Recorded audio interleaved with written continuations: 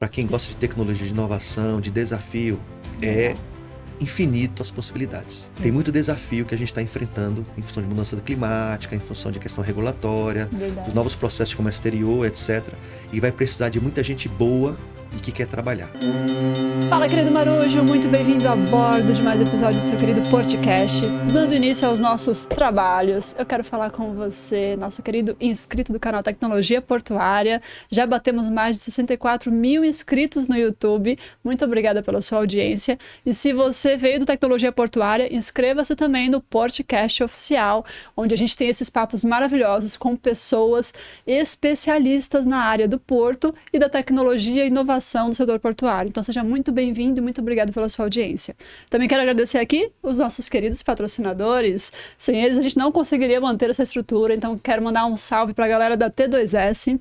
Tecnologia, software sob demanda, personalizado para o setor portuário, mais de 20 anos de experiência ajudando os terminais a fazerem automação de processos e ganharem produtividade. E também o Data Recintos, que ajuda os terminais, recintos alfandegados, a transmitirem as informações de movimentação de carga para a Receita Federal de forma segura e confiável. O Data Recintos é a chave para você ter o controle do seu terminal e não ter o risco dele ser desalfandegado, que ninguém quer isso, né? Então conheça Data Recintos e T2S porque vale a pena. E falando em infraestrutura portuária, a gente está aqui com uma pessoa muito especial que veio direto de Brasília para falar com a gente. Então eu queria agradecer Tetsu Koike. Falei certo o sobrenome? Koike. Bem-vindo a bordo. Muito obrigada pela sua participação. Obrigado, Ellen. Satisfação estar aqui no Portcast. E esperamos contribuir de alguma forma para esse debate, né? Com certeza. É um tema tão apaixonante que a gente começa falando e a gente até perde noção do tempo. É verdade. Mas quem trabalha com logísticas tem que controlar o tempo. Exatamente. Você gostou do nosso aparato tecnológico? Essa é uma tecnologia que nunca deixa de ser moderna. Então, justamente. Assim, antiga, mas ainda muito, muito presente. Então, perfeito. Parabéns. Tetsu, eu queria pedir para você falar para a galera que está nos assistindo, para quem ainda não te conhece, quem é o Tetsu Koike?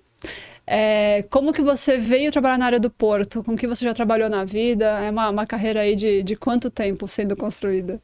Legal. Ellen, obrigado por estar aqui com vocês nessa oportunidade. Né? O Portcast tem se tornado um canal muito importante, né? E agora acabei de saber que, além de ser o maior canal de divulgação sobre assuntos portuários do Brasil, é da América Latina, então nossos parabéns. Obrigada. Né? Muito bacana isso aí. E é muito, muito importante esse trabalho. A gente tem que desmistificar a área portuária, a gente tem que informar as pessoas com linguagem simples, para que a gente possa cada vez mais atrair a atenção da sociedade sobre os portos. Então, às vezes, Ellen, antes de responder a tua pergunta, as pessoas me perguntam assim, Tetsu, mas o que é que um porto faz? O que é que acontece ali, né? A gente vê navio entrando e saindo, mas sim, e daí? Aí eu pergunto assim, essa camisa que você está usando, você sabe de onde é que ela veio? Foi da China? Provavelmente passou num container. E aí você consegue explicar para o dia a dia das pessoas qual é a influência de um porto na vida delas. Né? Então, olha só. Bom, eu sou pernambucano, né, de nascimento. Meu pai era japonês, né, então veio para o Brasil através do Porto de Santos. Jura? Exatamente. Veio embarcado e desembarcou aqui no Porto de Santos. Que legal. E fui bater no Recife, onde conheci a minha mãe, e aí, enfim, tudo é história, né? Mas não foi naquele navio... Não. Foi depois, né? Foi relativamente mais recente, né? O Kassato Maru, né? O Kassato Maru, né? Ali em 1910, mais ou menos, 1911. Mas meu pai chegou no Brasil em 1963, né? E depois, enfim, tornou-se professor da Universidade Federal de Pernambuco, né? Na área de engenharia de pesca. Nossa, e trabalhou bastante embarcado com pesquisas, né, no litoral pernambucano. Nossa, então o porto já estava na sua veia. Na verdade, o porto não, mas o mar. Sim. Né? Então, se você me perguntasse assim, Tetsu, me fala uma coisa que te define como se fosse um dos elementos da natureza. Eu falaria que era a água. Né? Porque realmente o mar, o oceano é algo assim que nos preenche. Quando a gente vê, né, a imagem, quando a gente vê cenas, quando a gente está numa praia, quando a gente está embarcado, é uma sensação diferenciada, né? Por todo o contexto, todo o conjunto. Então, sim, de fato, a questão de ter nascido numa cidade litorânea, de ter tido, né, pais que ensinaram a amar, né, o mar, o litoral, né, as coisas da biologia marinha, para mim realmente foi uma riqueza muito grande, né? E o sonho do meu pai era que eu me tornasse engenheiro naval, né? Sendo que, na época, não havia trabalho para engenheiro naval, né? Então, assim, aí eu falei, pai, olha, isso daí é fracasso. Então, eu vou preferir fazer outro tipo de engenharia e acabei migrando para engenharia mecânica, pela qual me Aham. apaixonei, né? Então, adorava fabricação mecânica, né? Toda a parte, assim, de fazer autopeça, de projetar e fabricar, né? Produtos de metal, de plástico, enfim. Que legal. E tudo isso envolve muita engenharia. Então, esse foi o começo, o start, né? Agora, uma coisa interessante, né? Olhando para trás, é que, por uma questão de destino, eu fui trabalhar como estagiário na Bosch em Campinas, aqui no estado de São Paulo. Hum. Com o quê? Com logística interna da firma. Nossa. Então, toda a parte de armazenagem, de trânsito interno, né? A questão do just in time, de Kanban, a Aham. questão de preparação de lote para expedição, Sim. recepção, tudo. Eu comecei a estudar sem saber o que eu estava fazendo direito, né? Uhum. Porque naquela época, e a gente está falando aí no comecinho dos anos 90, essa coisa da logística ainda não tinha despertado, né, Uhum. nas pessoas no Brasil. Sim. Havia logística, óbvio, sempre houve, sendo que não como a gente entende hoje. Ou seja, Uhum. supply chain management, essa parte assim mais Sim. de planejamento logístico, tudo isso, né? Enfim, fluxo puxado, fluxo tirado, nada disso era parte do nosso vocabulário naquela época. Mas Sim. enfim, isso aconteceu e eu esqueci que eu fiz aquilo, Você nem né? imaginava que Nem você fosse usar imaginava que aquela eu experiência depois. jamais, Ellen, tá? Então assim, aí a vida progrediu, eu fui fazer então mestrado, também em engenharia mecânica, dessa vez em Florianópolis, né? Na Universidade Federal. E aí eu fui trabalhar com a parte de CAD/CAM. O que é CAD/CAM? É manufatura e projeto auxiliado por computador. Hum. Então era modelar uma peça 3D no software, transformar o modelo em um programa de usinagem, num torno, numa fresadora, no centro de usinagem, e fabricar a peça no aço. Então isso é o CAD/CAM, sendo bastante, né? Aí eu me apaixonei também. Então assim, eu sou um cara que quando se dedica a uma coisa, eu vou realmente, né, no detalhe, né? Sim. E aí eu comecei a trabalhar com isso numa firma em São Paulo, capital. Era uma ferramentaria e a gente fazia moldes para injeção de peças plásticas automotivas. Então fiz muito para-choque, painel, retrovisor, maçaneta, etc. E era muito bacana, né? Porque realmente é complexo. Se você visse como é que você dá o brilho da parte externa de um capacete de motociclista, você não acredita. É É mesmo. mesmo. Então, assim, um dia, se tiver oportunidade por alguma razão, vale a pena visitar uma ferramentaria. Tá, Que legal. corte. E aí depois eu tive a oportunidade, né, a partir desse trabalho, de ir morar no Japão. Uau. E no Japão eu trabalhei em firma mesmo, né, como operário, mesmo sendo engenheiro mecânico formado, com mestrado, eu fui trabalhar em chão de fábrica. Caramba. Então era o operário mesmo, né, ali na linha. E aí eu trabalhei com a indústria de semicondutores. Eu fabricava capacitores SMD que, para ser bastante simples, quando você quer colocar um componente muito pequeno, você usa um robô, né? E ele vai tirando a peça de uma bobina, que é uma fita de papel que tem as pecinhas coladas, milhares. Então o robô tira a pecinha da fita, vai na posição numa placa de circuito impresso e coloca ela ali na posição conforme o projeto do circuito. Nossa. Isso em altíssima velocidade. Então eu fabricava a pecinha, no caso Caramba. capacitores SMD. Então um aprendizado maravilhoso, né? Trabalhei também com automotivo, até que eu cheguei na linha de montagem de caminhão de baixa capacidade de carga, né? Que a gente chama no Brasil de caminhão toco, Sim, sim. né? Então ali a gente montava na linha 235 caminhões no meu turno, que eu trabalhava 12 horas. Nossa, 235 caminhões em 12 horas? Em 12 horas. Então a gente trabalhava por turno. Como é que significa isso? Uma semana eu trabalhava de 8 da manhã até as 20 horas. Aí, na outra semana, de 20 horas até 8 da manhã. Né? Quando era verão, ou primavera, ou outono, era agradável. Mas chegava no inverno, com frio, então 2 da madrugada, uma linha de montagem no inverno, é onde neva, Nossa. diferente. Imagina. É diferente, né? Bom, Caramba. e aí, terminando lá esse período no Japão de 1 ano e meio, eu tive a oportunidade de ir para Brasília. Uau. E aí eu fui trabalhar com familiares numa empresa de embalagens plásticas, né? Uau. Deixa eu fazer uma pergunta, interromper Claro. rapidinho. Quando você Diga. estava no Japão, você foi pro Japão, Sim, toda a comunicação lá era em japonês? em japonês. Uau. Tá? E aí você já Então, tinha aprendido aqui no Brasil? na verdade, em Por conta casa, do meu pai pai? às vezes falava, mas minha mãe brasileira não falava nada. Aham. Então a gente não aprendeu desde criança. Eu tive que fazer um curso, né? Tive um Aham. professor em São Paulo, né? Que me ensinou, enfim. Que E aí, legal. quando eu cheguei lá, eu coloquei em prática. Então, ao longo dos meses, você vai pegando quase que naturalmente, né? A dificuldade Sim. maior é a leitura e a escrita. É muito diferente, né? Então, eu usava uma espécie de um mini computadorzinho que tinha um dicionário eletrônico. Uau. Não tinha o Google, como a gente tem isso, o Translator, né? E aí eu escrevia na mão e tal, e dava certo, assim, Caramba. zero problema, né? E a gente foi dessa maneira. Aprendi bastante. Imagina. Aí fui trabalhar em Brasília. Aham. E a partir daí eu comecei a pensar, puxa, e agora? Né? O que é que eu vou fazer e tal? Será que eu vou fazer um doutorado? E aí se passaram entre o final do mestrado e o doutorado, se passaram quase 6 anos. Até que minha esposa conseguiu uma bolsa, ela é professora da Universidade de Brasília, conseguiu uma bolsa de doutorado na França. Uau. Aí a pergunta, né? Vamos, né? Juntos. Vamos. Então a gente foi para a França, passamos lá 4 anos e meio. Aí lá eu fiz uma especialização, uma pós e o doutorado.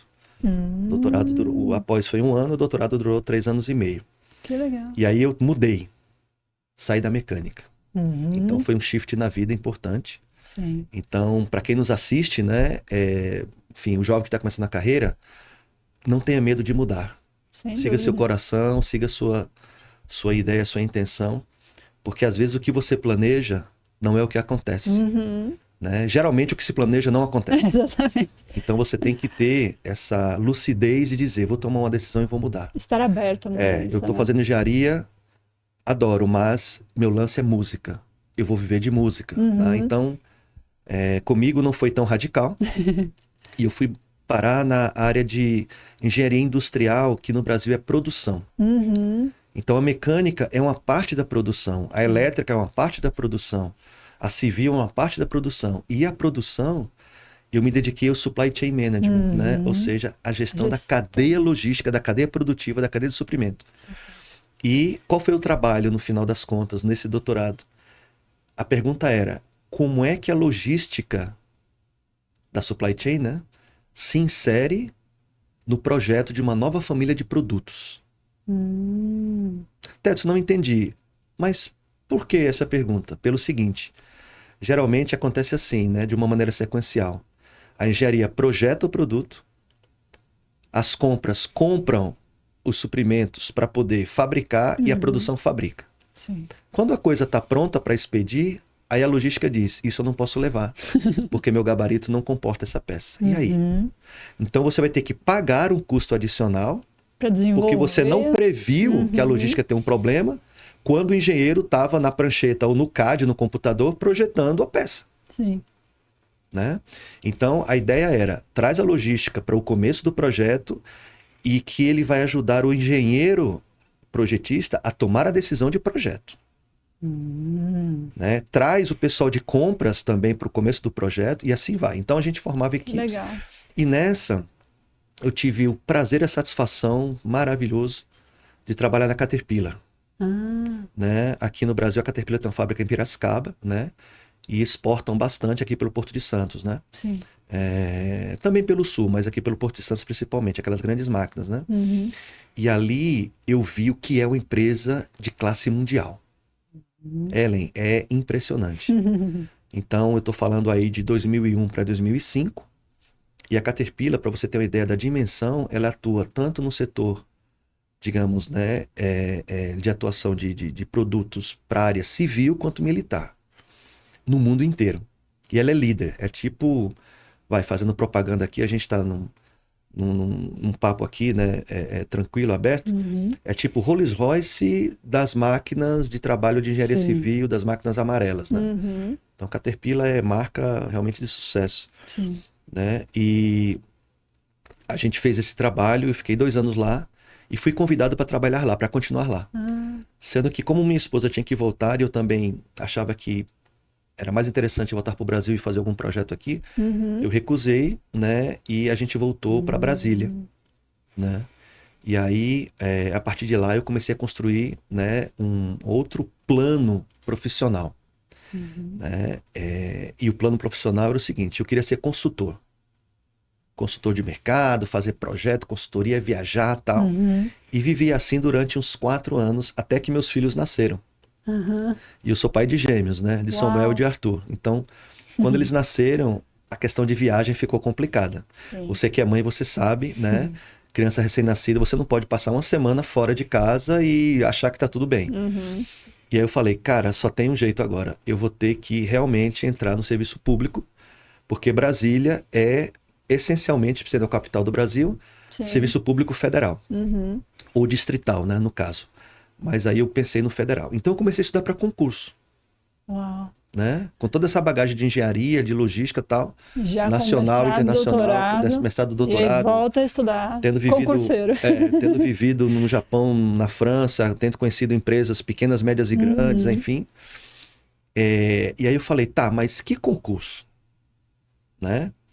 E o pessoal geralmente ele tem aquela tendência de escolher os concursos que pagam mais, né? Sim. Sendo que isso é uma armadilha porque às vezes paga bem tudo, mas o trabalho não é aquilo que teu espírito está pedindo. Uhum. Então você Aí você acaba vai se viver frustrando, infeliz. É. né? Ganha bem, legal. Então, se Uhum. você acha que a felicidade é comprada por ali, você tá na sua, tá de boa. Mas quando você acorda de manhã, segunda-feira, para ir para uma coisa que você não gosta, É. deve ser durante Que 35 você, anos. exatamente, que você vai ficar ali 8 horas do dia, né? 35 anos, cara, é complicado. Uhum. E aí, o que é que acontece? Em 2007, criaram uma carreira nova de Estado, né? Chamada carreira de infraestrutura. Opa, opa, opa, aí já tem alguma coisa. Uhum. Aí eu fui estudar o que era isso, né? E descobri o seguinte, que essa carreira de infraestrutura, ela tinha 2 cargos públicos. O primeiro era analista de infraestrutura, Uhum. né? Então ali você tem um plano de cargos e salários, você tem uma carreira mesmo, você desenvolve ali dentro, Sim. né? E também tinha o cargo, né, de especialista em infraestrutura. Uhum. Só que o especialista era uma coisa estática, você não progride, é aquilo do começo ao fim, né? Sei. Exigia 10 anos de experiência e tal. E aí eu pensei, poxa, essa de analista é interessante. E detalhe, não é todo mundo que pode fazer o concurso, porque você tem que ter a formação ou em engenharia, qualquer engenharia, ou em arquitetura, ou em geografia, ou em geologia. Caramba. Então, um administrador, um contador, um médico, Sei. um odontólogo não Não pode, entra. Uhum. né? Diferentemente de outras que é aberto a todo mundo. Sim. E aí, então, eu eu estudei para esse concurso. Agora, até acontecer o concurso, eu tinha que trabalhar, né? Eu tinha que, não podia ficar parado. Sim. Aí eu fiz um outro concurso nesse meio tempo, que era para um trabalho de duração de 5 anos. Era um trabalho de engenheiro, né, que durava o contrato 5 anos no governo federal, Que legal. né? E aí, quando eu fui olhar a proposta daquele edital, cara, era engenharia de produção pura. Uhum. Falei, ué, isso aqui é a minha cara. Fiz a prova, passei, era Nossa. uma vaga, e eu passei nessa uma vaga, Cara. né? Aí teve prova de títulos também, né? Enfim, doutorado, mestrado, né? Tem mais pontuação. Sim. E aí fui trabalhar. Qual foi minha surpresa? Não era trabalho de engenharia, Era trabalho de gestão. trabalho de gestão em logística de exportação. Olha. E aonde? Secretaria de Comércio Exterior do Ministério do Desenvolvimento, Indústria, Comércio e Serviço. Uhum. Então, ali eu aprendi sobre exportação, sobre tratamento administrativo e licenciamento de mercadoria, tratamento aduaneiro da mercadoria, né? Todo o ciclo de despacho, tudo. E convivi muito com a Receita Federal, com a Anvisa, com o Vigiagro, né? Com o IBAMA, enfim, com o Exército, né? Também que faz licença de importação de alguns bens sensíveis, etc. Sim. E aprendi muito de comércio exterior. Eu adorei. Me apaixonei por comércio exterior. Mas comércio exterior do ponto de vista da logística Sim. e da questão, digamos assim, da participação do órgão anuente e da autoridade aduaneira no processo, né? Muito embora, por uma questão óbvia, você tinha que aprender também como é que o operador, como é que um despachante, como é que um operador logístico, um terminal, papel enfim, de cada um, de né? cada um, transporte de carga rodoviária, tudo. Então tinha que aprender. Agora, o papel era olhar o ponto de vista do órgão público federal que atua no porto, no aeroporto, no porto seco, enfim, né, num ponto de fronteira. Sim. E ali eu fiquei, né, 3 anos, até ter o concurso de analista de infraestrutura, que era o que eu queria. Sendo que como eu me dei muito bem nessa outra área de comércio exterior, Sim. a minha chefia falou assim, Tetsu, faz o concurso de analista de comércio exterior. Ah, sim.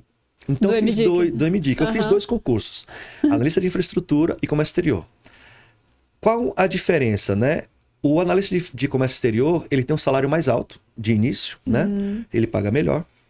Só que ele não tem muita mobilidade. Sim.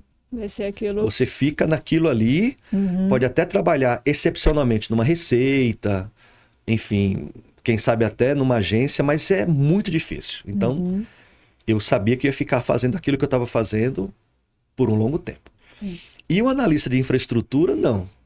A gente trabalha em qualquer órgão de infraestrutura. E qual infraestrutura? Não é só transporte, rodovia, ferrovia, porto, aeroporto. É comunicação, é energia em todas as áreas, petróleo e gás, energia elétrica, recursos hídricos, trabalhar com água, trabalhar com saneamento. Nossa, tem enfim, várias ramificações. tudo. Desenvolvimento regional, enfim, é gigante. Sim. Então eu tenho colegas hoje dessa mesma carreira em mais de 40 órgãos. Nossa. Então a gente forma uma rede, né? E se comunica, e enfim, então é muito bacana. E aí eu passei no concurso de analista de infraestrutura e fui reprovado no de comércio exterior. Olha. No começo eu fiquei triste, eu falei, puxa vida, mas... Mas era né? pra ser, né? É. E aí eu decidi, né, nessa mesma época, fazer um outro concurso que não estava no meu radar, mas que apareceu. Quando eu fui olhar o edital, era a minha cara, porque eram coisas que eu tinha trabalhado e que eu sabia. Pesquisa e desenvolvimento, inovação, ciência e tecnologia, relação com universidade e empresa. Eu já sabia disso. Aí eu fiz, nível doutorado, né, para trabalhar no Ministério de Ciência, Tecnologia e Inovação, na MCTI. Sim. E passei. E agora? Aí eu falei, cara, e agora? Aí eu fiz a mesma pergunta para o analista de comércio exterior. Eu falei assim, não, esse do MCTI, eu só vou trabalhar com isso a vida toda. Cara, é legal, mas vamos e convenhamos, né? E infraestrutura não. Se eu, assim, cansar, eu vou para outra coisa. Sim. Bom, para resumir, me colocaram, sabe aonde? No DENIT. Trabalhar com projeto financiado pelo governo, com orçamento da União, que é o que o DENIT, né, tem competência legal para fazer, Sim. na área de rodovias federais. Uma experiência maravilhosa. Um órgão, assim, de uma capacidade impressionante. Fiz muitos amigos. Só que, quando eu estava lá no MDIC, ainda antes de concurso, eu tomei conhecimento de um projeto que eu fiquei apaixonado. Eu não entendia direito, mas como eu tinha experiência com sistemas computacionais, sistemas de informação, quando eu vi o PowerPoint, eu fiquei, cara, eu tenho que dar um jeito de trabalhar com isso um dia. E qual era o projeto? Porto Sem Papel. Ah! Nosso querido Porto Sem Papel. Nosso querido Porto Sem Papel, né? Que legal. Amado por muitos, odiado por poucos, né? Ainda bem que são poucos. Sim. Aí eu falei, eu tenho que trabalhar com isso. E fui pro DENIT. Então eu fiquei pensando, falei, cara, aqui é legal, mas não é a minha praia. Eu não sou engenheiro civil, eu, assim, não tive nenhuma experiência com pavimentação, com, enfim, construção. Rodovia, né? Vou dar um jeito. Aí comecei a, através de colegas, saber os contatos para mudar, porque como a minha carreira permite a movimentação horizontal, Sim. Legal. Então eu fui atrás, né? Uhum. E consegui. Fui trabalhar aonde? Secretaria Especial de Portos da Presidência da Na República. CEP, que é exatamente A isso. CEP, Aham. você conhece bem, né? Sim. Então a CEP, que hoje, o que a CEP fazia, quem faz é o Ministério de Portos e Aeroportos, onde eu estou agora. Minha amiga, foi paixão à primeira vista. Por quê? Quando eu cheguei na CEP, eu vi que não era só o Porto Sem Papel que eles estavam trabalhando, era muita coisa bacana. Uhum. E eu já conhecia um pouquinho de Porto, mas olhando do lado de fora. Que era olhando o quê? Tratamento administrativo e Sim. tratamento aduaneiro. Uhum. Eu tinha visitado portos? Tinha. Né? Eu tinha ido na beira do cais? Tinha. Mas não era trabalhar com o assunto porto. Sim, Era comércio exterior, usando o porto como ativo em que passa o nosso fluxo. exatamente. Aí eu falei, cara, e agora? Vamos encarar. Um novo aprendizado. Lá Novo vamos aprendizado. nós. Vamos estudar. Estudar, estudar, estudar.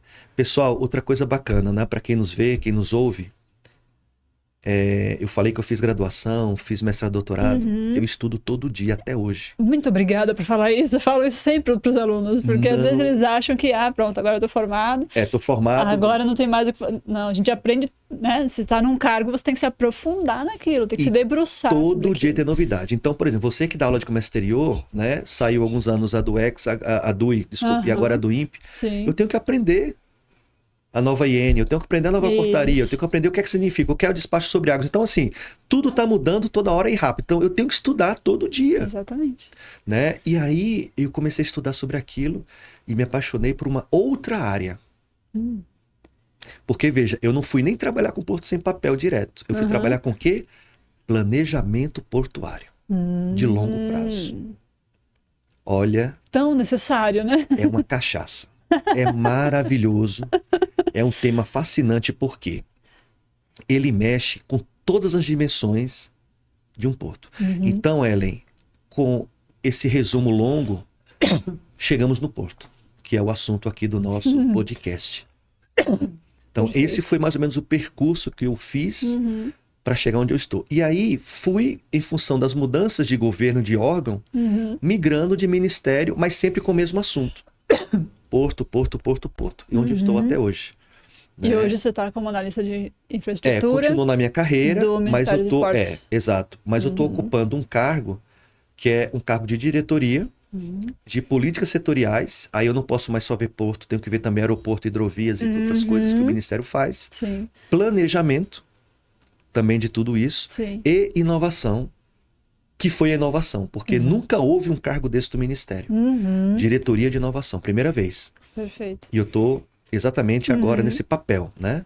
E aproveitando que você falou da inovação, você está aí à frente, né, da organização, junto com uma equipe muito bacana, da Caravana da Inovação, né? As caravanas que vão percorrendo aí o Brasil para falar sobre esse assunto e ajudar os portos também a se modernizarem, não é isso? É isso. Explica um pouquinho do que é o papel da caravana. É isso. O que é que acontece? Eu tinha trabalhado no MDIC, no MCTI, enfim, no próprio DENIT, no exterior com empresas altamente tecnológicas, no Brasil, com sistemas computacionais, enfim.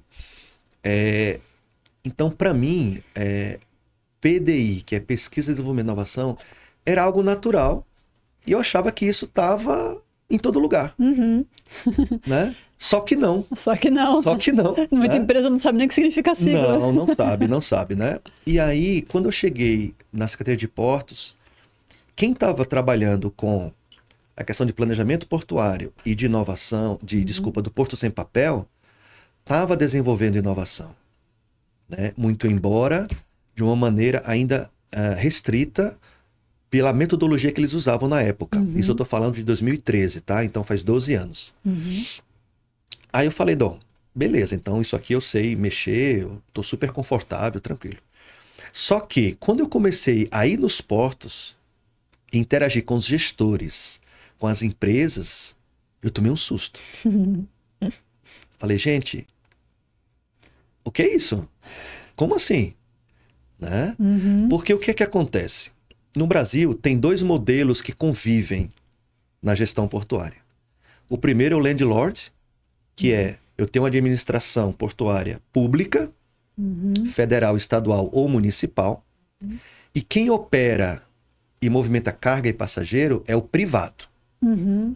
Tá? Então, Porto de Santos é uma empresa pública federal de capital misto Uhum. que é supervisionada de Brasília pelo Ministério de Portos e Aeroportos. Uhum. Então, igual a APS, né, a Autoridade Portuária de Santos, você tem a Autoridade Portuária do Porto de Fortaleza, a Autoridade Portuária do Porto de Rio de Janeiro, de Itaguaí, de Niterói, a Autoridade Portuária do Porto de Salvador, de Aratu, Sim. que são empresas que a gente chama de docas, Uhum. né? Esse é um modelo, digamos, é um modelo mais conhecido no mundo, né? Sim. Esse é o chamado landlord? Landlord, né? Por que landlord? Porque o dono da terra é o poder público. Sim. E por causa disso, o porto é um bem público. Uhum. As pessoas esquecem, sabe? Além disso. Sim. Mas eu deixo destacado. O porto, organizado de Santos, é um bem público da União, ou seja, da sociedade brasileira. Uhum. Agora, o privado, entre aspas, aluga uma área e explora aquela área com a sua operação. Sim. Então, a Santos Brasil, ela é um terminal de containers que tem um contrato com a União a tempo determinado em que ela pode explorar aquilo dentro daquele contrato e nos termos do contrato. Esse é um modelo. O outro modelo que convive com esse é o modelo de autorização portuária. Então, o que é autorização? Eu, como empresa privada, posso solicitar uma autorização ao Ministério e à Agência Nacional de Transportes Aquaviários para ter um terminal fora do porto público, em uma área minha, Sim. e que eu tenho capital para fazer do zero um terminal. Entendi. Então eu chego, por exemplo, numa área de mata, que é minha, e digo, eu quero fazer um porto aqui para movimentar minério. Eu entro com um processo lá em Brasília, Sim. depois de um certo tempo, eu tenho autorização, sem precisar passar por licitação pública, edital, nada disso. Então, esse modelo de autorização, hoje, representa 65% da movimentação Uau. do 1,32 bilhão que os nossos portos fazem. Por quê? Minério de ferro, que é 30%. Tá? Então a gente tem em torno de, funcionando, operacional, tá?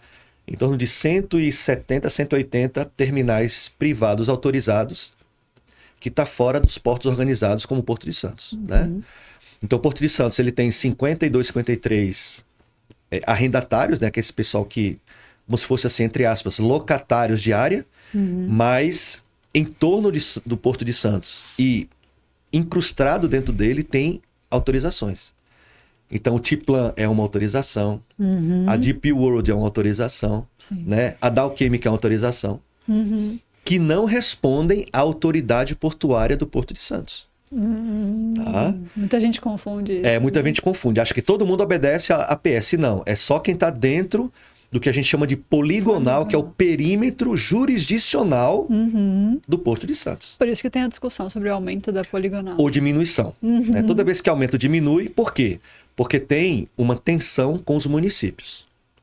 Então, aquela linha limite entre a área de um porto, de uma autoridade portuária, e o município, que é a prefeitura, sempre tem tensão.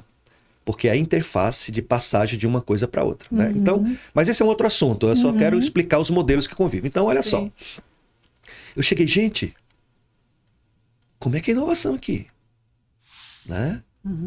E aí, esse assunto a gente nunca conseguiu desenvolver, né? Do lado do Ministério.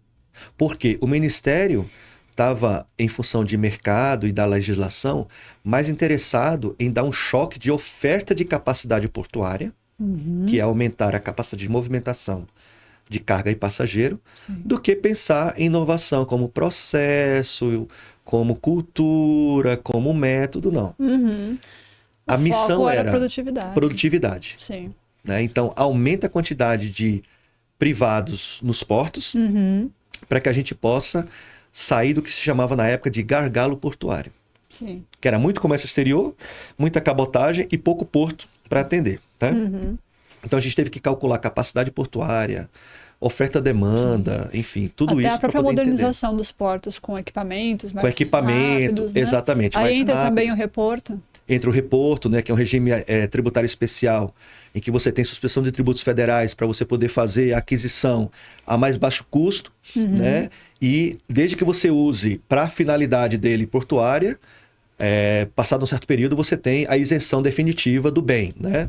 Então, assim, tudo isso, aí você também, como reporto, você tem o Repetro para a área de petróleo e gás, você tem também regime especial para a área de infraestrutura como um todo, né? Entre outros regimes. Então, assim, por causa de tudo isso, a inovação no ambiente portuário é confundida com modernização. Sim. Tá? O pessoal fala modernização, só pensa em equipamento, né? Só Exatamente. pensa em coisa física de estrutura. Exatamente, tá? Então, essa palavra modernização é a coisa mais próxima de inovação, embora seja diferente, Sim. que nós temos a nossa lei desde 93. A lei de modernização, né, dos portos. Então, a 8630 de 93 já tinha essa palavrinha lá. Sim. Depois tu põe no Google, né? Lei 8630, 93, modernização, aí aparece lá. Então, por que modernização? Porque os portos, né, até aquela época eram, digamos assim, tão tradicionais, para falar o mínimo, né, e eu vou explicar o motivo disso, que tinha que dar um choque de modernidade. Eu tinha que sair do MHC dos anos 50, o guindaste, né, para um STS, um MHC mais moderninho, né, que tivesse, digamos assim, pelo menos uma elétrica e não só a mecânica da coisa. Exato. Pelo menos, né?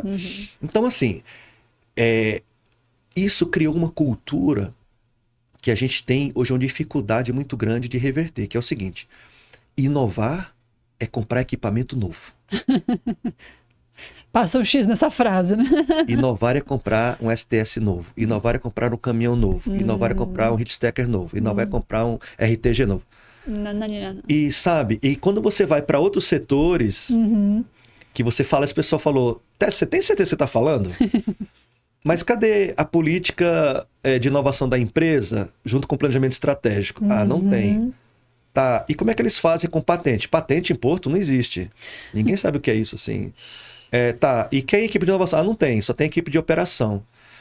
E aí começa a criar um cenário diferente, assim. Né? Então, para você ter uma ideia, o setor de petróleo e gás, que os nossos portos, né, trabalham bastante com eles, por razões óbvias, na lei deles, que é dos anos 90, tá lá escrito assim, ó, 1% da receita operacional líquida do concessionário de petróleo e gás que explora poço, 1% por ano tem que ir para P&D. Pesquisa e desenvolvimento. Então, assim, é muito dinheiro. Por ano, juntando tudo de Brasil, isso dá na faixa de 3,4 bilhões de reais. Nossa. Para pesquisa científica, pesquisa aplicada, desenvolvimento tecnológico e inovação na veia. Com patente, registro de software, desenvolvimento de sistema, tudo. Show. E a área portuária não tem isso. Quem mais tem isso? Energia elétrica, infraestrutura rodoviária, saneamento, área, pessoal que trabalha com desenvolvimento regional. Ou seja, vários setores, comunicação, tem e a gente não tem. Agora, eu tenho que ser justo, tá? Na área de transporte aquaviário, marinha mercante, indústria naval, embarcações modernas, a gente tem isso. Que é o quê? Você sabe o que é o AFREM, né? Você que dá aula sobre isso, adicional de frete para marinha mercante. A discussão de como pronuncia. AFREM, AFRUM, AFRMM. Em Brasília só fala AFREM. AFREM, olha aí, tá? mais um nome pra gente anotar. Se você falar AFRUM, ninguém sabe o que é. Mas sabe como que a gente fala no despacho? Pelo menos aqui no Porto de Santos, a gente fala marinha. Já pagou a marinha, já liberou a marinha, pronto. Porque a sigla é difícil de pronunciar. Sendo que não é a marinha de guerra, é a marinha mercante. Exatamente, tá? marinha mercante. Então, assim, esse AFREM, ele recolhe, que é um tributo, né? Enfim, adicional de frete é um nome bonito, mas no final é um tipo adicional de tributo. frete para renovação da marinha mercante, que antigamente era 25%, agora está em 8%. Em função da BR do Mar, modificou. Sim. Mas, enfim, aí vai para um fundo criado nos anos 50, chamado FMM, Fundo Marinha Mercante. Fundo da Marinha Mercante. Por ano, esse fundo recebe 5,8 bilhões de reais. Nossa. 5,8 com B de bola bilhões. 3% desse 5,8 bi vai para um outro fundo, chamado Fundo Nacional de Desenvolvimento Científico e Tecnológico, FNDCT. Uau. O que é 3%, Tetsu, de 5,8 bi? 174 milhões de reais. Para quê? P&D para transporte aquaviário, embarcações, indústria naval. Pesquisa e desenvolvimento. Estaleiro, enfim, sistema, máquina, motor, descarbonização, papapá. E a gente não está usando. Olha aí, mas toda vez que a gente vai pagar essa marinha, quando a gente tá fazendo o despacho aduaneiro, a gente fica, gente, pra onde vai esses 25%? Agora 8%, né? Porque, 3. Porque a não, gente... 8 do Afrem, é isso, 8. Isso. Dependendo da região também, tá? Tem 40%, né, no fluvial. E aí tem o seguinte, porque a gente fala assim, tá escrito que é adicional frete para renovação da marinha mercante. A gente fica esperando coisas renovadas. Cadê os navios brasileiros? Cadê aquela estrutura, né, da NASA? Aquela coisa totalmente inovadora. Então é legal que você explique o fundo, né? Como ele é administrado e diversificado. Isso. A grande parte desse recurso, ele tem que passar, digamos assim, por um processo que é uma avaliação de projetos que deverão ser habilitados pelo conselho, digamos assim, que rege o fundo, né? Sim. Que é o conselho diretor do fundo, que é lá em Brasília, para serem aprovados.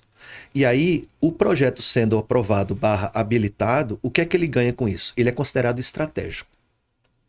Então, o privado, a empresa que consegue isso, ela tem direito de ir a um banco, geralmente o BNDES, mas tem outros bancos que fazem isso, e dizer, olha, o meu projeto foi aprovado como estratégico habilitado pelo conselho, na reunião tal, e o valor do meu projeto é 500 milhões de reais para fazer X embarcações, fazer estaleiro, etc.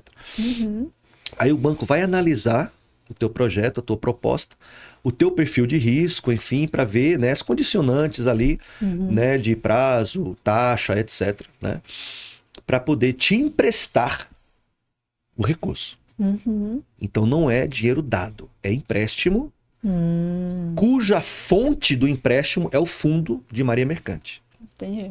Então, a grande parte hoje, né, do recurso, em termos de quantidade de projetos, é de fato para fazer, por exemplo, empurradores de barcaça, comboio de barcaça, rebocadores para apoio portuário, né, navios de supply boat, que é o apoio offshore, navios, enfim, de cabotagem, né, da nossa frota. Então, sim, está sendo usado. Agora, há momentos de alta e momentos de baixa. Sim. Houve um momento em que os estaleiros estavam trabalhando a toda velocidade e a plena capacidade.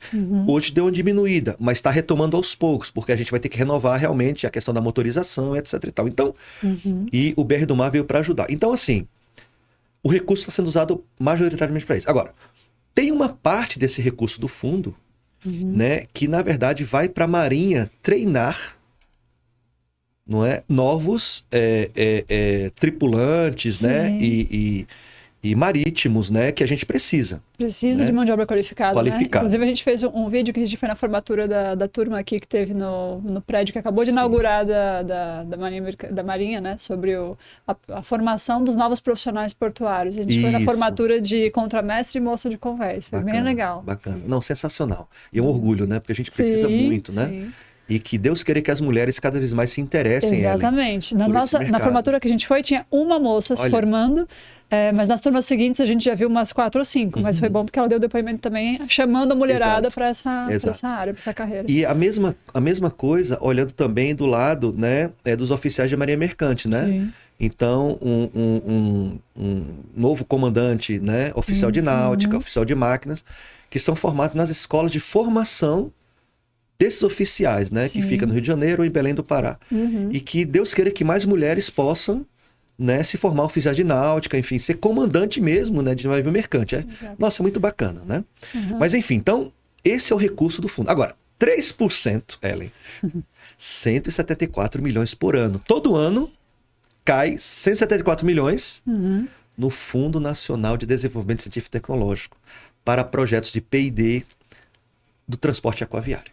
Então a gente não está usando isso, então temos que usar. Agora, porto puro, sem, digamos, se eu isolasse da questão do transporte em si, né, do navio, a gente não tem um mecanismo desse. A gente não tem. Sim. Então, uma das minhas batalhas é construir um mecanismo desse. Uhum. E essa, por exemplo, a batalha dessa de construir esse mecanismo pode ser um projeto para ser avaliado por esse conselho, para que possa Não, captar esse fundo? Não, aí é outra forma. outro Aí tem caminho. que ser ou lei, ou algo infralegal, como um decreto, etc., que cria uma obrigação qualquer para captar o recurso, o dinheiro. Sim. Aí, o dinheiro vai para o fundo, o dinheiro fica na autoridade portuária, é o privado que é obrigado pelo contrato. Então, esses modelos não estão definidos ainda. O que a gente pode fazer é algo parecido com o que se faz em outros setores, que eu te falei, né? Energia elétrica, petróleo e gás, infraestrutura rodoviária, por exemplo. Na infraestrutura rodoviária, como é que acontece? Não tem a concessionária rodoviária que você paga o pedágio?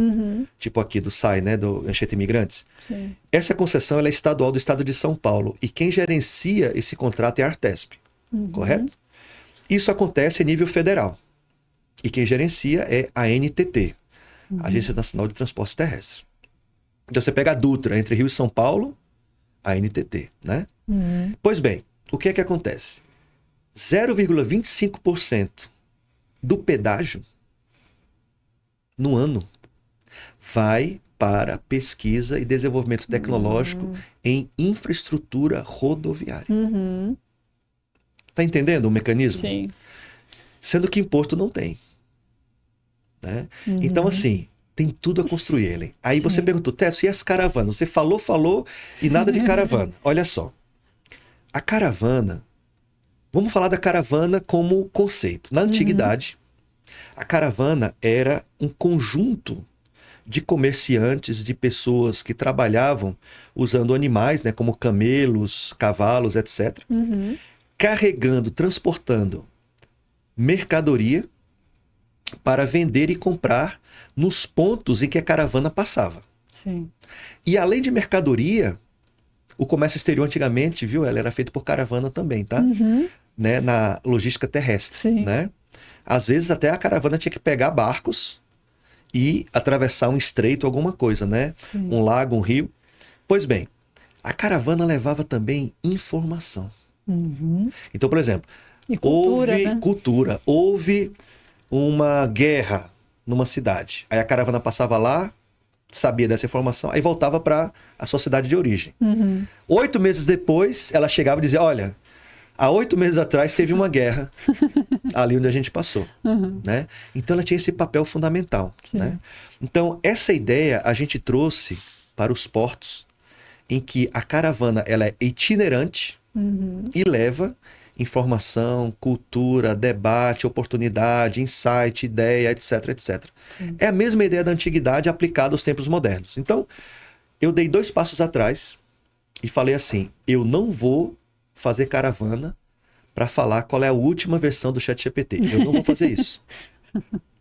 Eu não vou falar de IA para a área portuária. Eu não vou fazer isso. Eu vou falar o seguinte, cara, como é que teu porto inova? Me fala aí, qual é a tua experiência? Para promover Quantos essa troca doutores, de figurinhas, né? Quantos mestres tem no teu porto? Olha. Você paga pós-graduação para eles? Qual é a tua política corporativa de inovação? Ou seja, eu dei 2 passos atrás para ver como é que o gestor entende inovação. Sim. E aí, surpresa, surpresinha. Oh. Ellen, a gente tá uns 30 anos atrasados. Eita, nós! Bom, só de ser comentado essa questão de não ter uma verba planejada exatamente para isso, como tem vários outros setores há muitos anos, isso já mostra um pouquinho Já mostra. o caminho que tem pela frente. Né? Agora, o que é que acontece? Como o Porto Público, como o Porto de Santos, de Salvador, né, enfim, de Suape, de Paranaguá, são verdadeiros micromundos, você tem 8 e 80. Tem gente que não quer saber de inovação e tem gente que está muito avançado, tudo estruturado, tem de tudo. Sim, sim. E no meio tem a média. Então, a nossa preocupação como poder público, como Ministério de Portos e Aeroportos, não é o privado, porque o privado, por uma necessidade intrínseca, ele sabe que ele tem que inovar. Sim. tá? Seja a empresa que tem capital internacional, ligado a um grande grupo internacional, né? Como, por exemplo, Luiz Dreyfus, Cargill, Bunge, etc. Sim. Seja uma empresa de capital 100% nacional, um terminal totalmente nacional. Eles sabem ter... Então, eles arrumam meios de ter orçamento privado deles para fazer inovação. Então, eles têm que viver, porque eles sabem que para sobreviver e ter competitividade, capacidade concorrencial, tem que inovar. Então, eu não me preocupo que eles estão fazendo o trabalho. Agora, e o lado do público? Esse tem bastante lenda. Como é que está a autoridade portuária? Estadual, municipal, federal. Aí a gente se preocupa. Legal. Então a gente está fazendo todo um trabalho com o Ministério da Gestão, Ministério da Ciência e Tecnologia, FINEP, enfim, Embrapi, a BDI e outros órgãos federais, para trazer essa cultura e esse pensar inovação de maneira estruturada, lúcida e objetiva. Legal. Perfeito. Muito Muito trabalho. Muito Falamos trabalho. juntos. Muito trabalho. Aí eu acho super engraçado, viu? E me dirijo, né, a quem nos assiste. Viu, pessoal? Eu acho engraçado como me perguntam assim: vem cá, mas essa tua caravana aí, qual foi a inovação no porto que ela trouxe? Como se a inovação fosse assim: eu vou ali na esquina, Vou levar e vou importar. compro uma garrafa azul e boto no porto e tá feita a inovação e tchau. Seja feliz com a garrafa azul. Gente, inovação não acaba nunca.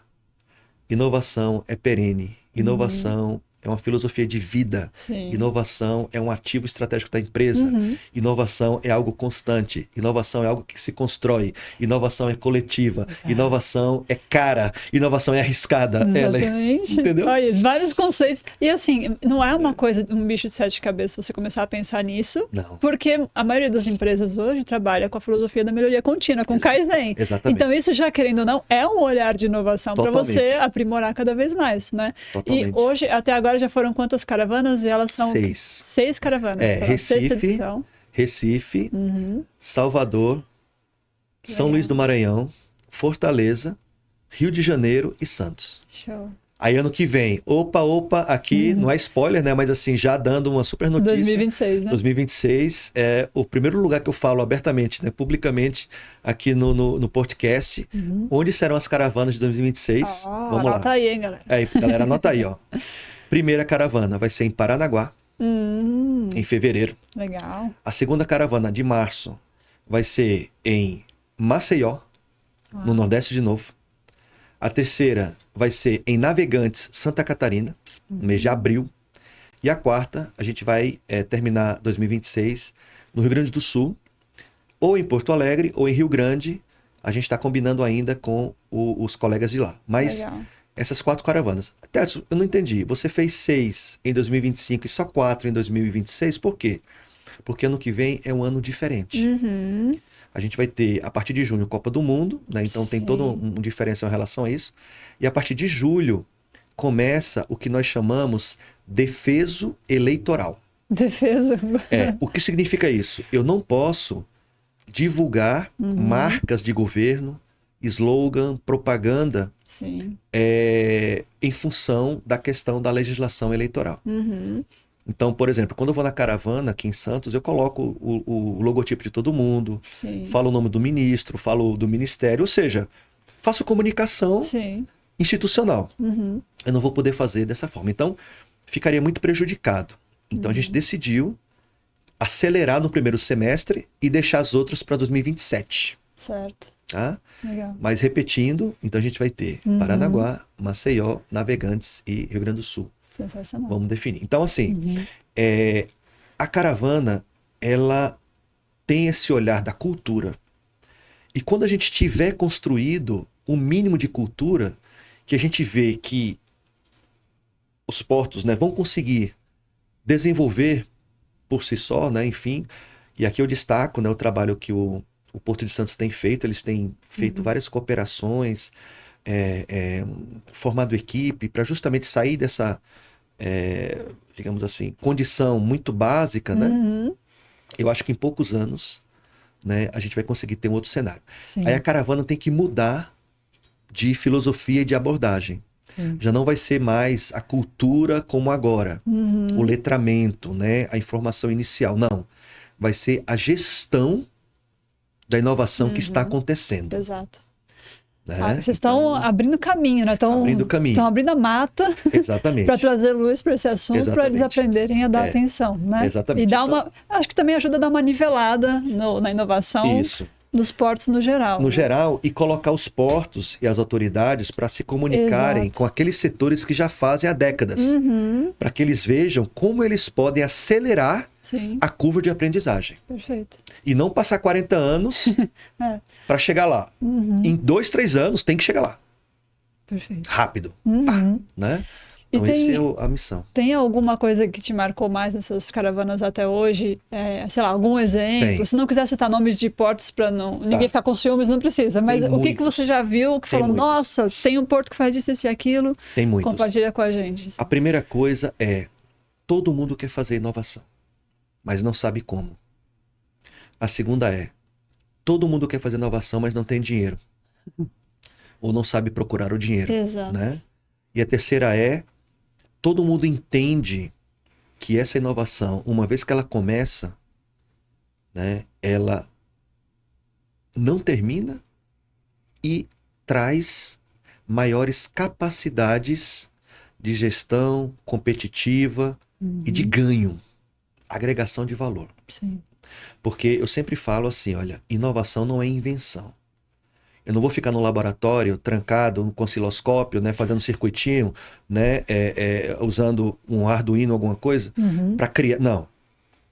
Eu tenho que fazer o seguinte: compor um ecossistema, um grupo, um arranjo de inovação onde eu estou trabalhando, para que juntos nós possamos debater problema, debater solução, planejar o futuro, pensar o diferente. Então, inovação é muito mais sobre interação com outras pessoas do que propriamente eu ir comprar equipamento de laboratório, ativo tecnológico e software. Sim. Né? Isso vai chegar uma hora, mas vai chegar qualificado, dentro de um contexto que não é só o aumento da produtividade de cais, é mais que isso. Isso está incluído, óbvio que está incluído. Mas é muito mais do que isso. Então, a imagem que a gente usa é de um funil. Então, a boca do funil, que é grandona, vem um monte de problema, de ideia, de debate, de situação, de desafio, de imposição normativa legal, arará. E o outro lado do funil, que é fininho, só sai aquilo que depois de muito debate se priorizou. Exato. Então hoje, olha só, imagina, você chega numa segunda-feira, primeiro dia de trabalho, você é a nova gerente de inovação no Porto de Santos, por exemplo, né? Chega para trabalhar segunda-feira. Aí o teu chefe te fala assim, eu quero fazer descarbonização, quero fazer ESG, quero fazer segurança portuária, guarda portuária, quero melhorar o monitoramento, quero melhorar o fadegamento, melhorar a fiscalização nos terminais, quero o drone com não sei o que. Aí você fala, chefe, calma. Eu sei que o senhor quer tudo isso, agora sim, qual é a prioridade? Onde é que tá pegando mais? Qual é a dor? Qual é a maior dor, né? Então, o funil, a boca é grande. Sim. Mas, e ele vai falar assim, eu quero tudo isso e vou te dar R$1.000. Se vira. Se vira. Então, assim, esse é o mundo que a gente tá. Então, o que eu vi foi isso, é que todo mundo sabe qual a direção a seguir, mas não sabe o como. O caminho. O caminho. Então eu estou trazendo gente que não é do setor portuário, mas que trabalha 24 horas por dia, 7/7 com inovação e que sabe de tudo isso. Legal. Então, por exemplo, ontem a gente teve um colega da FINEP São Paulo. A FINEP é uma instituição federal que tem escritórios nos estados. Eu trouxe o colega de São Paulo para ele explicar como uma empresa portuária consegue recurso para inovação. E ele explicou, deu uma aula. Que legal. E esse cara não é de Porto. Esse cara fala isso para farmacêutica, agropecuário, serviço, aeroporto, enfim. Sim. sabe? Captação de recurso, né? Tudo, captação. Né? Outra coisa bem bacana que eu vi também no evento da Caravana em dezembro foi a questão do CPSI, Sim, né? isso. Que também é uma coisa que pouco se Não é fala, explorada. pouco se implanta. É recente também a legislação, né? Não é tão recente não, mas assim, 2000 para o e... setor e portuário, É. já tem 4 anos. Demora 2021. para... Para o setor portuário, ela é totalmente inovadora, Sim. totalmente diferente, tá? Então, basicamente é destinado a quem? CPSI. Contratação pública, ou seja, não é compra de privado, é compra de órgão público. Contratação pública de solução inovadora. Tá? Então, através do CPSI, né, que é um instrumento de contratação criado pelo Marco Legal das Startups, Lei Complementar 182 de 2021, né? Você consegue um processo, digamos assim, simplificado e com menor risco para o contratante de ter, por exemplo, uma startup desenvolvendo uma tecnologia só para você. Olha que legal. Então você contrata por 1 ano, 12 meses. Então ele vai fazer uma prova de conceito, um protótipo, um modelo. Sim. Se você gostar, você pode fazer um contrato de mais longo prazo com ele para implantar. Que legal. Enquanto que numa contratação usual... Isso é completamente disruptivo, né? Porque teria licitação, não, e outra todo coisa, o processo. o pequeno não consegue entrar. Por quê? Na fase de habilitação, ela já é cortada. É verdade. Há uma startup de 1 ano, sem chance de ser contratada. Zero chance. Agora, com CPSI, a startup pode ser 6 meses. Nossa. Ela pode ser contratada Olha se a que solução dela interessar. Olha que legal. Não, é sensacional. Isso é inspirador, porque às vezes Inspirador. Jovens talentos da área de tecnologia, né, pessoal que está estudando a parte Exato. de inovação, tecnologia, ciência de dados, né, a própria inteligência artificial, por que não?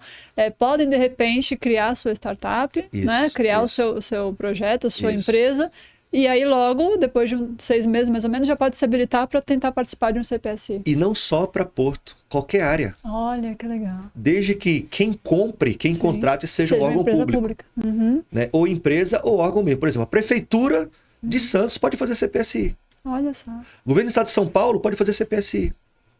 Que né? legal. E aí a tua startup que você abriu há 6 meses atrás vai estar prestando serviço para o governo. Se ela cumprir e atender o que o edital está pedindo como solução tecnológica, então, digamos, você fez uma especialização após e desenvolveu uma ideia. Aquela ideia pode transformar um produto. Então, você potencialmente está no mercado. Né? E pode concorrer. Aí a primeira talvez você perca, né? Tem gente melhor do que eu, mas você aprende a fazer. Na segunda, você já tem mais chance. E assim cria um fluxo continuado de startups que estão entrando. Entendeu? Então, Perfeito. muito bacana. Maravilhoso. Viu? Tem algum ponto que você queira ressaltar para a gente não deixar de falar nesse episódio, que nosso tempo está chegando ao fim, infelizmente. Ellen, olha só. Primeira coisa, o setor portuário tem muita oportunidade. Tá? Então, para quem gosta de tecnologia, de inovação, de desafio, é infinito as possibilidades. Perfeito. Tem muito desafio que a gente está enfrentando em função de mudança climática, em função de questão regulatória, dos novos processos de comércio exterior, etc. E vai precisar de muita gente boa e que quer trabalhar. Então, aqueles que estão começando agora, que estão na universidade, até no colégio, assim, enfim, que quer trabalhar com Porto, começa a se informar, né? Assiste o podcast, né? Ou seja, para entender o linguajar do Porto, o que é que ele faz, como é que funciona a logística, da origem ao destino, porque você está se capacitando, se formando, para depois você entrar nesse mercado. Exatamente. Então, se tem uma mensagem, é essa. E eu sempre falo, pessoal, portos, inovar é preciso. Esse é o mantra que a gente terminou ontem, a caravana. Todo mundo gritando bem alto, portos, inovar é preciso. Por quê? Legal. A gente sabe o que quer, sabe onde quer chegar. A gente não sabe o como fazer. Exato. Então, estamos aprendendo. E todos juntos, é isso que é legal, né? Porque você vê ali na caravana, às vezes, empresas que podem ser concorrentes da porta para fora, mas ali dentro tá todo mundo aprendendo junto. Esse aprendizado coletivo faz toda a diferença. Toda a diferença, porque no coletivo você constrói mais rápido aquilo que sozinho você demoraria anos e talvez sem chegar a lugar nenhum, Exatamente. né? E muito mais caro. E um dos grupos que venceu o desafio, né, que teve recentemente, que vocês levaram ao palco para apresentar, Porto falou, Hack. olha, nós não somos da área de porto, a gente não fazia ideia do que era um porto, teoricamente, somos da área, fazendo curso de ciência de dados, né, estudantes da FATEC, e criaram um projeto para resolver um problema real, e deixaram disponível para o pessoal testar na hora. Então, Exato. é possível, tem espaço para todas as áreas de conhecimento. Todas as áreas. Né? Então, uma empresa, ela não precisa nascer e ser dedicada sempre a porto. Ela pode usar a tecnologia dela para atender um porto. Como ela atende aeroporto, como ela atende rodovia, ferrovia. Existem vários níveis de dor, né? Tem muita dor para ser resolvida. Muito. E você tem que ter a inteligência e a capacidade de adaptar a sua tecnologia para aquele mundo. Né, para aquela estrutura Exato. E aquela cultura, aí você vence. E a partir do momento que você abriu essa portinha, aí você vai se especializar, aí você vai se aprofundar nos termos técnicos, nos outros stakeholders envolvidos na cadeia. Você corre o risco de não sair mais. Exatamente. Porque você vai se apaixonar. Porque o bichinho do porto, quando pica, não tem jeito. Não tem jeito, minha amiga, aí é para sempre. A doença já vai pro sangue. Exatamente. Aí você já fica com água do mar, do rio, no seu sangue e não sai mais. Perfeito. Tá bom?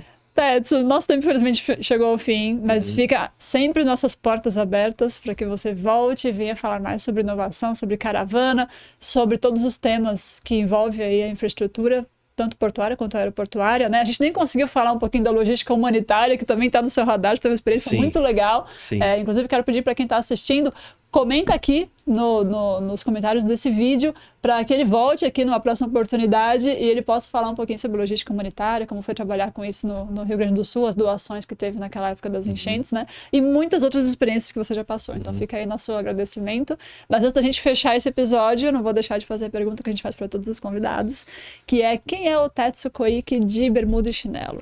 Ellen, olha só, primeiramente obrigado, né? Ao podcast aqui com vocês, né? Parabéns pelo trabalho. Obrigada. É um trabalho que agrega muito valor.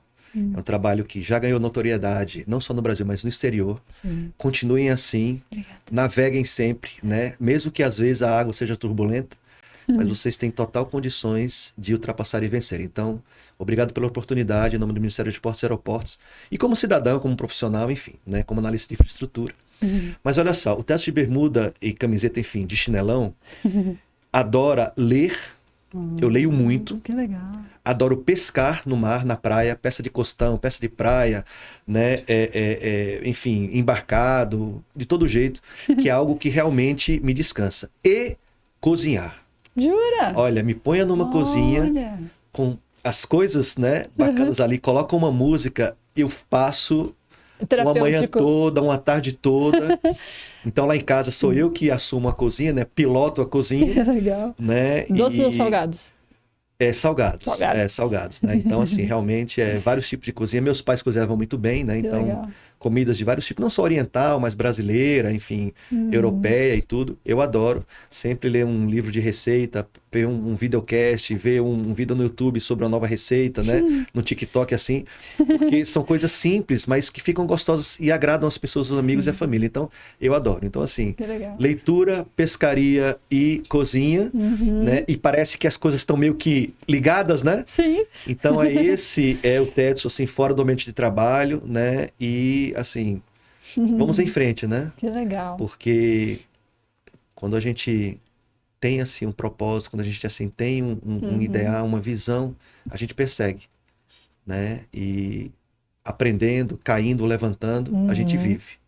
E vivendo, a gente ama. Então, essa é a vida. Caramba, tá, que lindo! Adorei! Obrigado, Ellen. Muito obrigada de coração, seja sempre muito bem-vindo. E se você também gostou desse episódio, deixe o seu like, deixe o seu comentário. Se você já trabalhou com ele em alguma dessas grandes fases, né, da vida, desde as fábricas até a academia, né, os estudos ou à frente do ministério. E aproveita e compartilhe esse link com quem precisa entender sobre o que é o AFRMM, sobre como funciona a inovação no setor portuário, tá bom? Beijo, até o próximo vídeo.